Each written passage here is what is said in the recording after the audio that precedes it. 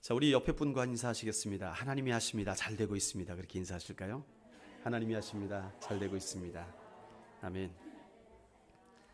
예, 웃긴 얘기 하나 하고, 안 웃기면 안 되는데, 웃긴 얘기 하나 하고 말씀을 시작하겠습니다.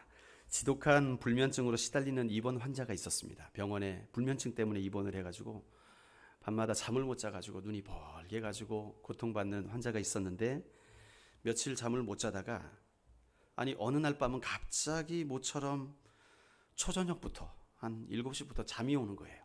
그래가지고 쏟아져가지고 꿈나라를 헤매고 있는데 한 9시쯤 되니까 누군가 막 흔들어 깨우는 거예요. 그래서 그냥 안 떠지는 눈을 뜨고 이렇게 쳐다보니까 간호사예요. 간호사가 하는 말이 수면제 먹을 시간이에요. 수면제 드시고 주무세요. 예, 엉뚱하죠. 예, 뭐 말씀과 전혀 상관없는 웃긴 얘기입니다. 예.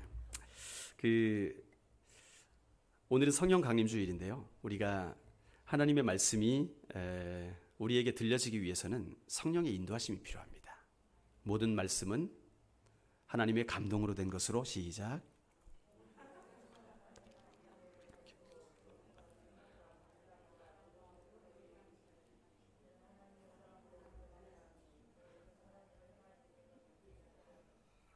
좋네요.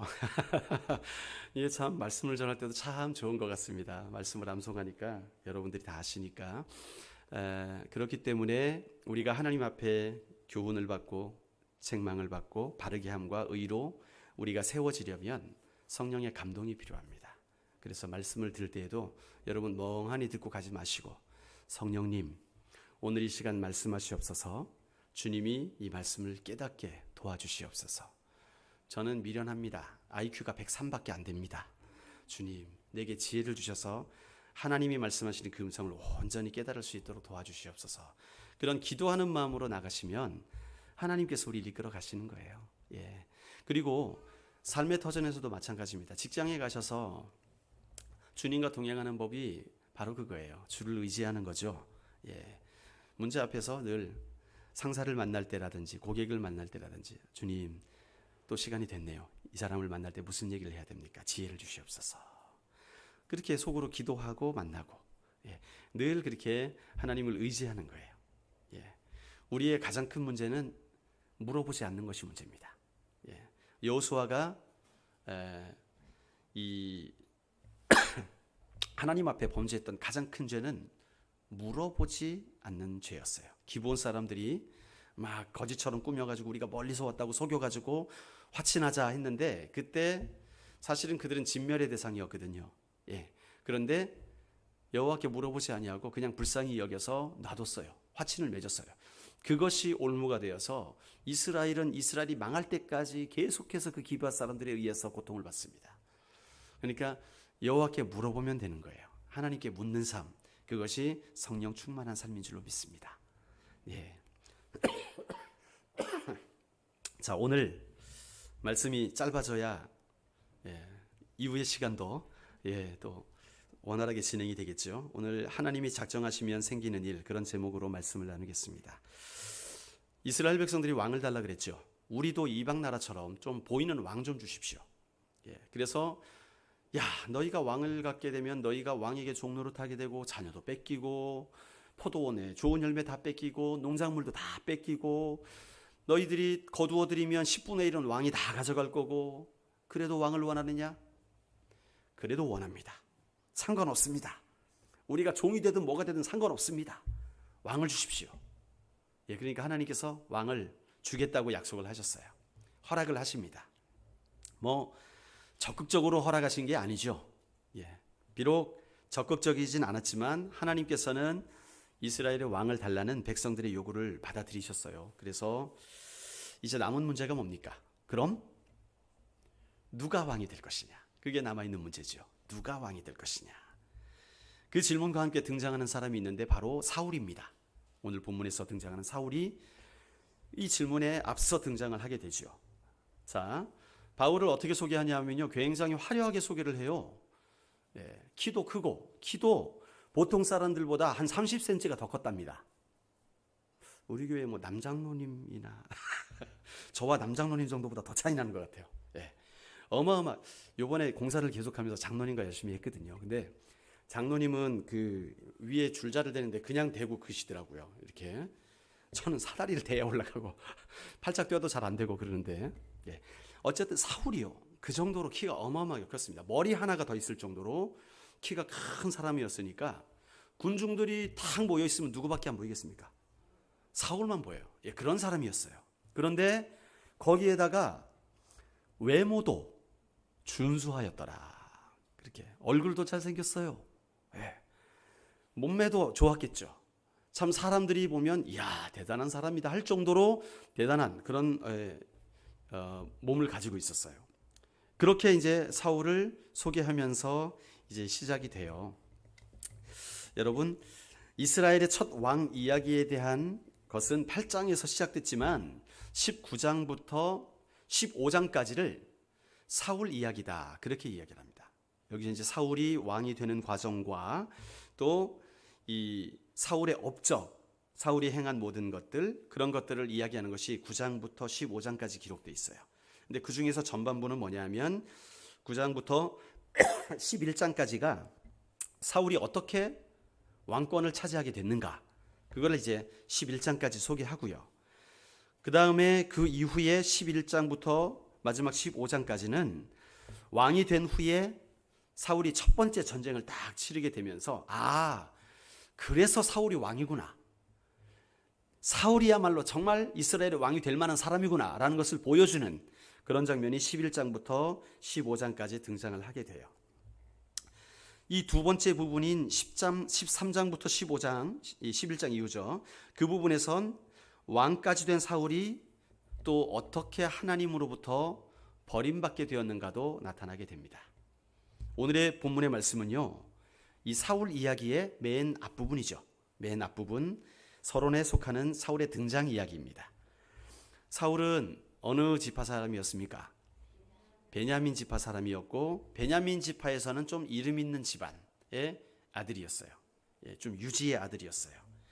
그리고 키도 컸고 엄청나게 얼짱이었고, 아마 그 당시에 유튜브가 있었다면 조회수 한 500만 이상 나올 것 같은 그런 사람이었습니다. 대단한 사람이죠. 왕으로서 전혀 손색이 없어 보이는 그런 모습이죠. 자, 이 사울이 그러니까 갑자기 하나님이 딱 지명해가지고 네가 왕이다 딱 이렇게 한 것처럼 보이지만, 사실은 이 사람들이 볼 때, 야, 베냐민 지파에는 사울이 있대. 그 친구 대단한 사람이야. 이렇게 소문이 날 정도로 그는 아주 준수함을 갖췄던 사람이에요. 자, 그런데 이제 9장에서는 사울이 왕으로 발탁되는 장면 아닙니까? 그런데 그 이야기의 출발이 조금 이상해요. 그죠? 아버지가 암나귀를 잃어버렸어요. 그래가지고, 야, 사울아, 아버지, 너 나가가지고 암나귀 좀 찾아와라. 종 한 명 데려가가지고 나귀 좀 찾아와라. 나귀가 어디로 도망갔는지 도대체 모르겠다. 그래가지고, 알겠습니다, 아버지. 해가지고 이제 종이랑 나귀 찾으러 떠나는 거예요. 그런데 보십시오, 사울이 분명히 이제 왕으로 지명되는 장면인데 나귀 찾는데 실패를 합니다. 4절에 보면요, 그가 에브라임 산지에 갔는데 살리사 땅으로 다녀봐도 나귀를 못 찾고, 사알림 땅으로 가도 못 찾고, 두루 찾아봐도 없어요. 베냐민 사람 땅으로 두루 찾아봐도 또 찾지 못하고, 이렇게 가는 곳마다 실패합니다. 그의 멋있는 등장은, 그 외모는 아주 멋있게 나왔는데 그가 하는 일을 보니까 나귀 찾는 것도 제대로 못해요. 여기 가도 없고 저기 가도 없고, 그게 나귀가 아주 잘 도망다녀서 그런지 아니면 찾는 사람이 미련해서인지 몰라도 어쨌든 사울은 계속해서 못 찾는 거예요. 그런데 그 상황 가운데 이제 숲땅에 가게 돼요. 숲땅에 가게 되니까 거기서도 못 찾아요. 그러니까 사울이 포기합니다. 안 되겠다. 우리 나귀 때문에 걱정하시는 게 아니라 나귀 찾으러 간 우리를 더 걱정하시겠다. 우리 집에 가자. 이 종한테 그렇게 말하니까 종이 설득을 해요. 아니요, 주인님, 우리 한 번만 더 찾아봅시다. 이 숲땅에는 유명한 선견자가 있는데 그 사람이 말하는 대로 그대로 다 되답니다. 그러니까 한번 그 사람한테 가서 물어보면 찾을 수 있지 않겠습니까? 그러니까 사울이 말해요. 사울이 참 이 선견자한테 가서 물어보는데 이게 선견자한테 가서도 돈으로 뭔가 해결해야 되는 듯한 뉘앙스를 비춰주고 있어요. 예, 7절 말씀을 같이 읽어볼까요? 7절 말씀. 자, 시작. 사울이 그의 사원에게 이르되 우리가 가면 그 사람에게 무엇을 드리겠느냐? 우리 주머니에 먹을 것이 없다 하였으니 하나님의 사람에게 드릴 예물이 없도다. 무엇이 있느냐? 그러니까 지금 이 암나귀를 찾는데 제가 볼 땐 그렇게 열정이 없었던 것 같아요. 예. 그다지 아버지가 시키니까 가긴 가는데 여러 군데 다녀봤는데 안 되니까 이제 몸도 피곤해요. 지쳤어요. 집에 가고 싶은 거죠. 근데 이 종이 한 번만 더 찾아보자고 하니까 아유 뭘 선견자를 찾아가. 힘든데 우리 돈도 없어. 선견자 찾아가려면 돈도 있어야 되는데 이런 분위기가 아닌가 싶어요. 예. 그러니까 아니요. 또 이 종이 말합니다. 제가 은 4분의 1 세겔이 아직 있습니다. 이걸 가지고 우리 헌금해가지고 선견자에게 한번 물어보시죠. 그러니까 사울이 마지못해가지고 그래 그럼 한번 가보자 해서 갑니다. 가는데 이제 거의 이제 그가 말한 땅에 거의 이르렀는데 물 깃는 소녀들이 이제 오는 거예요. 그 소녀들에게 혹시 여기 선견자가 있습니까? 물어보니까 오 마침 있다고. 마침 저 사당에서 제사를 드리러 지금 준비하고 있다고. 지금 가서 만나면 만날 수 있을 거라고 해가지고 가서 사울을 만나게 되죠. 자, 이제 장면이 옮겨져서 사울의 시점으로 갑니다. 사울의 시점은 지금 사울이 아니라 사무엘의 시점으로 갑니다. 사무엘이 사울을 만나기 하루 전의 장면으로 딱 돌이켜 가게 되죠. 자, 15절에 사울이 오기 전날 여호와께서 알게 하여 이르시되. 그래서 하나님께서 이제 블레셋 사람에서 건질 자, 다시 말하면 왕이지요. 왕이 될 사람을 너에게 오게 하겠다. 내가 이스라엘 왕을 주기로 했는데 그 사람이 너에게 찾아올 것이다. 그렇게 이제 이야기를 하는데요. 그 과정 가운데 우리가 좀 주목해 볼 구절이 있어요. 16절 말씀이거든요. 16절 말씀을 우리 함께 읽어볼까요? 시작. 베냐민 땅에서 한 사람을 내게로 보내리니 너는 그에게 기름을 부어 내 백성 이스라엘의 지도자로 삼으라. 그가 내 백성 블레셋 내 백성의 부르짖음이 내게 상달되었으므로 내가 그들을 돌보았노라 하셨더니. 아멘. 여러분 조금 이상해요. 여러분도 이상한 걸 느끼실지 모르겠어요. 8장과 이어 생각해 볼 때 좀 이상해요. 이 말씀이 8장에서 하나님이 왕을 주기 전에 백성들을 설득하실 때 어떻게 설명하셨습니까? 하여튼 온갖 안 좋은 얘기를 다 하셨어요. 그죠? 온갖 안 좋은 얘기. 너희가 내가 왕을 주면 너희가 그 왕 때문에 너희 딸들도 다 종이 될 거고, 그 아들들은 다 그 병거 앞에서 걸어가는 군사가 될 거고, 뭐 다 돈도 뺏길 거고, 다 이런 안 좋은 얘기를 다 하셨거든요. 그래서 그래도 왕을 원하느냐 할 때 왕을 주십시오 했던 장면을 기억하잖아요. 그런데 여기서 보니까 16절에 보니까 하나님께서 사울을 예비하신 이유에 대해서 설명하시는데, 자, 그가 내 백성을 블레셋 사람들의 손에서 구원하리라. 여기까지는 이해가 돼요. 그런데 그 다음에 내 백성의 부르짖음이 내게 상달되었으므로, 이게 이유라는 거예요. 왕을 주는 이유, 사울을 세우는 이유가 이스라엘이 하나님께 부르짖었기 때문에 주신다고 말씀하고 있어요. 언제 부르짖었지? 생각이 드는 거예요. 이 사람들이 도대체 언제 부르짖었지? 여러분, 그렇죠? 뭔가 매치가 잘 안 되는 것 같아요. 하나님께서 분명히 하나님은 8장의 말씀을 하나님이 기억 못 하실까요? 아니죠. 기억하시는 하나님이죠. 당연하지요. 그런데 왜 8장과는 아주 전혀 상관없는 그런 문맥처럼 그들이 블레셋 사람들에게 고통받고 있기 때문에 그들의 고통을 힘들다고 부르짖어 기도하기 때문에 내가 그것을 듣고 사울을 예비하였다, 이렇게 말씀을 하고 계실까? 그 이유가 뭘까? 결국엔 이겁니다. 결국에는 하나님께서 세우시는 왕정제도가 이 왕족들의 이익을 위한 게 아니라는 거예요. 지금 이제 왕을 세우게 될 건데 앞에 부분에서는 이스라엘 사람들이 왕이 원하는 것, 그것은 왜 그렇게 안 좋게 얘기하셨냐 하면 그들의 태도가 하나님을 거절하고 왕을 선택하는 장면이었어요. 그렇죠? 하나님을 거절하고 왕을 주십시오라고 하는 것이기 때문에 하나님께서 그렇게 안 좋게 표현하셨다면 지금 이 본문의 말씀은 어떻습니까? 이제 하나님이 왕을 주시기로 결정을 하셨어요. 그러면 어떤 왕을 주실 것인가에 관한 문제인데 하나님이 이스라엘 백성들을 불쌍히 여기셔서 블레셋 가운데 건질 만한 사람을 세우시겠다는 거지요. 이 말은 뭐냐 하면 하나님께서 비록 그들이 나를 반역하고 나를 거절하는 그러한 일이 있었지만 그래도 나는 언약을 기억한다. 내가 그 이스라엘 백성들과 맺었던 언약을 기억하고 내가 그들이 부르짖어도 응답 안 한다 그랬잖아요. 그죠? 왕 때문에 문제가 생기면 뭐라고 해도 응답 안 한다 그랬잖아요. 그런데 아직은 왕이 안 세워졌어요. 그러니까 하나님이 응답해 주시는 거예요. 그들이 부르짖음에 응답하시면서 그들의 어려움에 대해서 간섭을 하시는 거지요. 그래서 이렇게 말씀하시는 겁니다. 그러나 사울은 어떻습니까? 하나님이 그렇게 끊임없이 참으시고 또 돌아보시고 언약 때문에 그들을 불쌍히 여기시고 그게 드러나잖아요. 그죠? 언약 때문에 주님이 이러시는 거예요. 당신이 하신 약속 때문에. 그런데 사울은 이후에 어떻게 됩니까? 우리 사울의 이야기를 아잖아요. 후반부에 가면은 하나님의 이런 두터운 신뢰에도 불구하고 어떻게 합니까? 자기 먹고 살 길만 생각하는, 그렇죠? 그래서 제사장이 할 일을 자기가 해버리고 하나님을 경외치 않는 모습, 그런 모습들을 보이는 게 바로 사울이었습니다.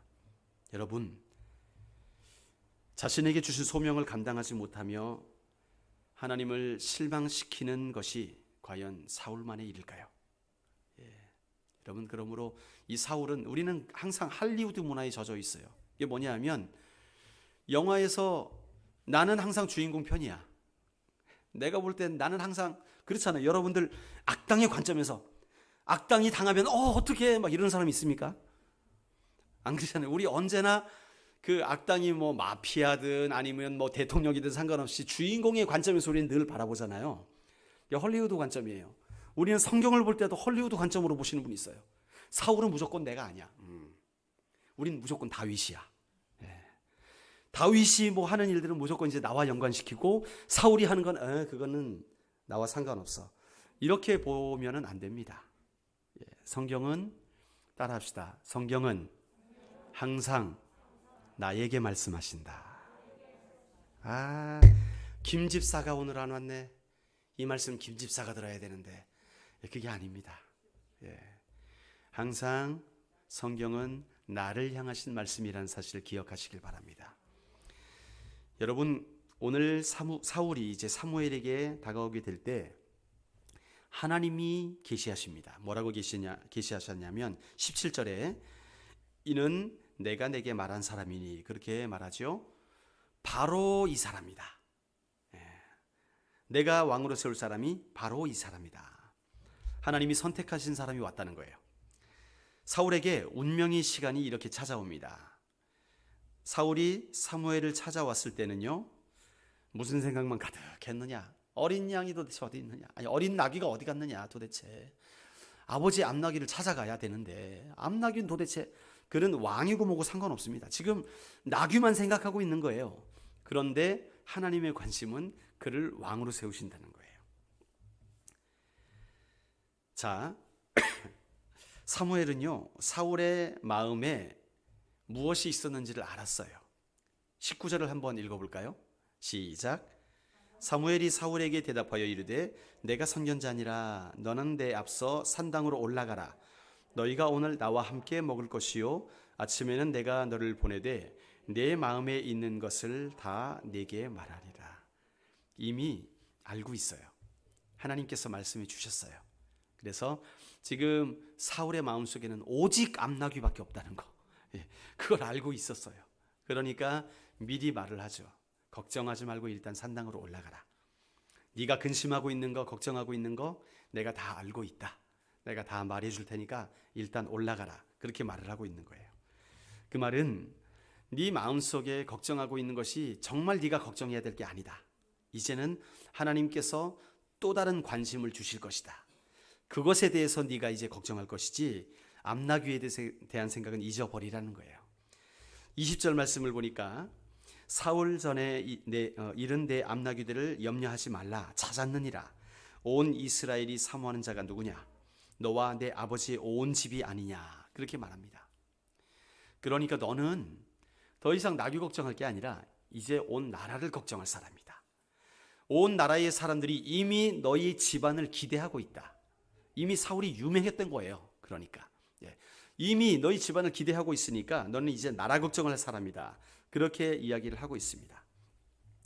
이렇게 선지자가 마음이라는 단어를 2번 반복해서 사용함으로 사울의 마음의 변화를 이끌어냅니다. 이제부터 사소한 일은 마음에서 털어버리고 거대한 하나님의 사역들로 마음을 채워라. 그런 의도로 말하고 있는 것이죠. 자, 여러분, 사무엘 선지자는 지금 이 순간, 동일한 순간이죠. 사울과 사무엘이 만난 이 순간에 사무엘은 역사를 이끌어 가시는 하나님의 계획을 잘 의식하고 있는 반면에 사울은 어떻게 하고 있습니까? 역사고 뭐고 없고 암나기만 생각하고 있는 거예요. 이것이 지금 하나님께서 우리에게 보여주시는 장면인 것입니다.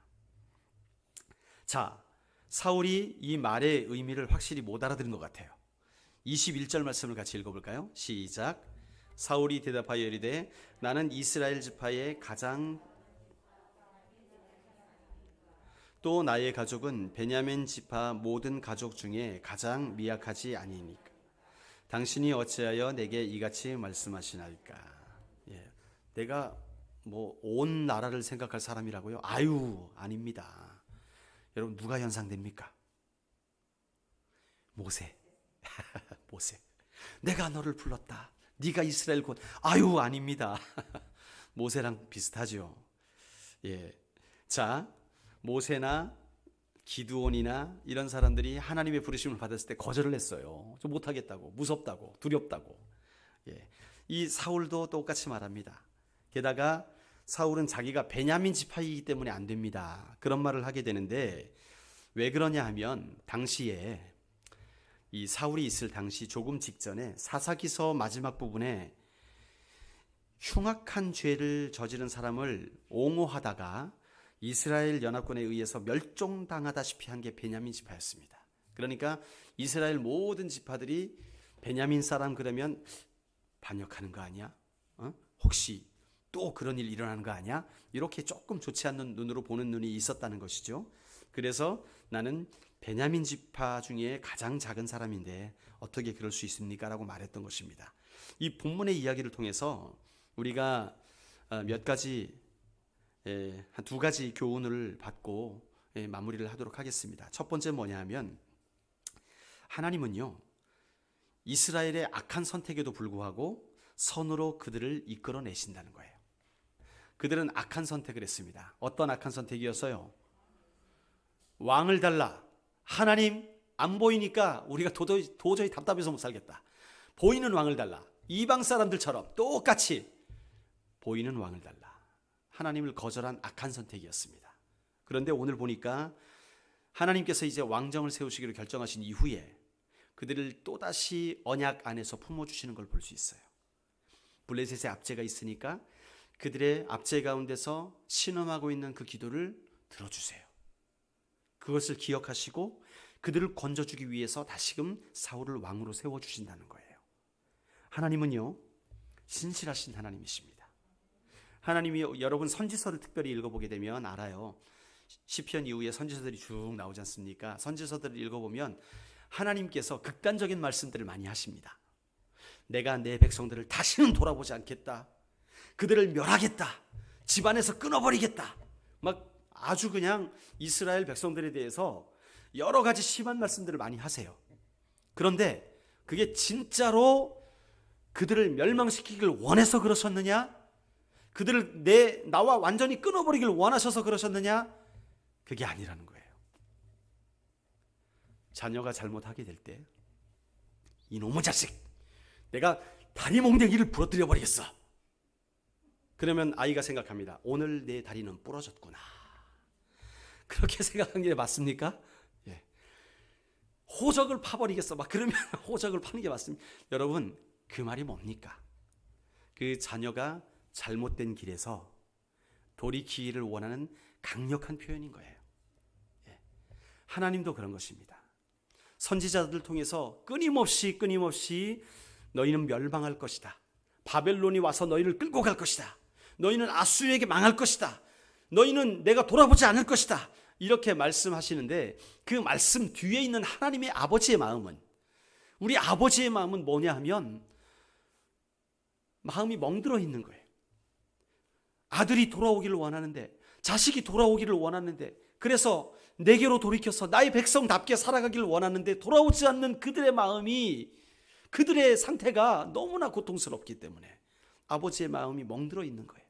그러니까 회초리를 들고 이놈의 자식, 다리 몽둥이를 부러뜨려 버리겠어 라고 말씀하시는 그 아버지의 마음처럼 선지자를 통해 말씀하시는 거예요.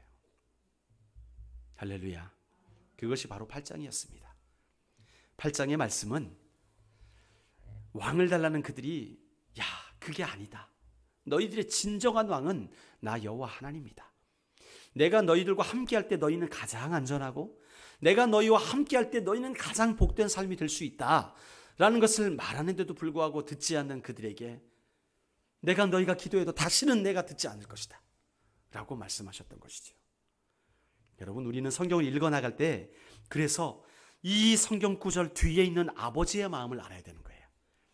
이 말씀 뒤에 숨어있는 그 아버지의 마음을 읽을 수가 있어야 되는 거예요.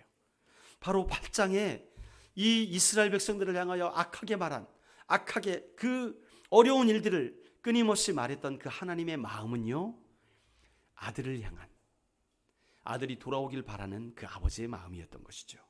그래서 하나님은요, 이스라엘의 그 악한 선택에도 불구하고 결국 그들을 선으로 이끌어 가시는 그 하나님이 되신다는 사실을 우리가 깨닫게 되는 것이죠. 여러분, 우리가 어리석고 미련해가지고요, 때로는 내가 무엇에 씌어서 그런지 몰라도 잘못된 선택을 할 때가 있어요. 그 당시에는 그게 잘된 선택인 줄 아는데 잘못된 선택을 할 때가 있어요. 돌이킬 수 없는 상황에 이를 때가 있어요. 그래도 그 상황에서 우리는 기억해야 될 줄로 믿습니다. God is good. 하나님은 선하시다. 하나님은 언제나 선하시다. 하나님, 비록 내가 잘못된 선택을 해서 지금 이 지경 가운데 있는데, 그럼에도 불구하고 하나님은 내 이름을 아시고 나를 기억하시고 내가 부르짖으면 들으시는 하나님이시다 라는 사실을 기억하시기를 주의 이름으로 축원합니다. 예, 두 번째 말씀입니다. 하나님이 작정하시면 우리의 모든 실패에도 불구하고 하나님의 뜻을 이루어 가신다는 거예요. 여러분, 지금 사울의 목적은 뭐였습니까? 나귀를 찾는 거예요. 그래서 이곳도 가보고 저곳도 가보고 여러 군데를 돌아다녀 봤는데 다 실패했습니다. 지금 마지막 숲단까지 가가지고 그의 유일한 소원은 나귀를 찾는 것. 우리의 소원은 통일이 아니라 사울의 소원은 나귀를 찾는 거예요. 모든 실패를 거치고 마지막, 그래도 나는 포기했는데 사환이 그래도 원하니까 마지막 끈이라고 생각하고 그의 마음의 소원, 나귀를 찾는 것을 위해서 사무엘을 찾아간 겁니다. 그런데 우리의 그 모든 실패 이후에 하나님은 이해할 수 없는 방식으로 우리를 영광스러운 자리로 이끌어 가시는 거예요. 사울은 지금 왕이 될 줄 몰랐어요. 그런데 나귀 때문에 만난 사무엘이 사울을 왕으로 세웁니다. 왕으로 지명을 해요. 여러분, 우리는 하나님의 계획을 다 알 수 없어요. 어떤 분들은 사업하면서 자꾸만 실패로 나가는 분들이 있어요. 이걸 해도 안 되고 저걸 해도 안 되고 그러다 포기합니다. 에이, 나는 사업은 아닌가 보다. 포기하는 분들이 있어요. 그런데 어떤 분들은요, 포기 안 해요. 또 해보고 하다가 마지막 순간에 하나님께 회개하고, 주여, 나는 못합니다 하게 될 때에 하나님이 붙드신다는 간증들을 많이 봅니다. 우리 하나님은 그런 분이에요. 우리가 방황하고 방황하여서 어디로 갈지 모를 때에 하나님은 그 방황의 길을 알고 계세요.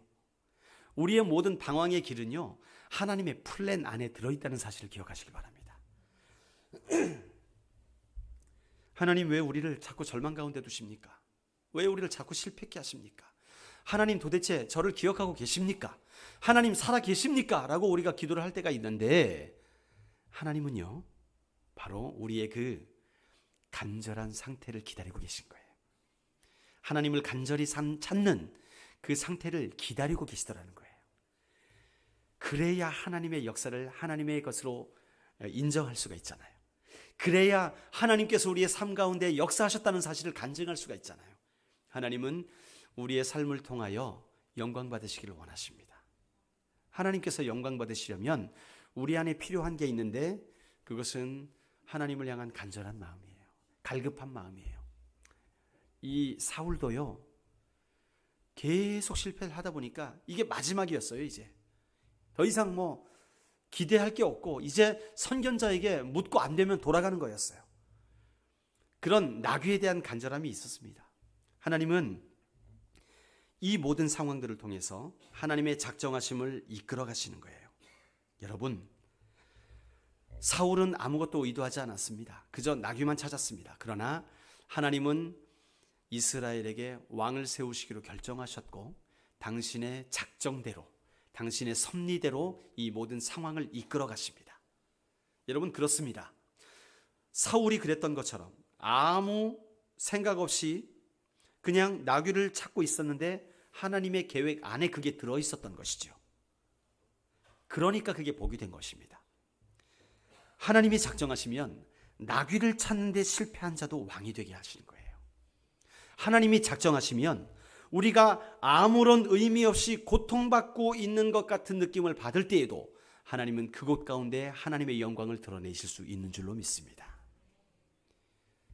여러분, 그러므로 여러분의 모든 상황 가운데 낙심하지 마시길 바랍니다. 빌립보서 4장에서 말씀하시잖아요. 아무것도 염려하지 말고 오직 모든 일에 기도와 간구로 너희 구할 것을 감사함으로 하나님께 아뢰라. 그리하면 모든 지각에 뛰어난 하나님의 평강이 그리스도 예수 안에서 너희 마음과 생각을 지키시리라. 우리는요, 우리의 모든 상황 가운데서 두려워하고 낙심하고 근심하고 하는 것, 그거 우리 게 아니래요. 우리 게 아니랍니다.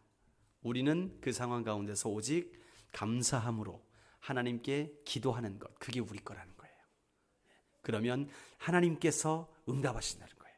하나님께서 일하신다는 거예요. 그리스도 예수 안에서 우리의 마음과 생각을 지키셔서 응답의 출발이 이루어진다는 거예요.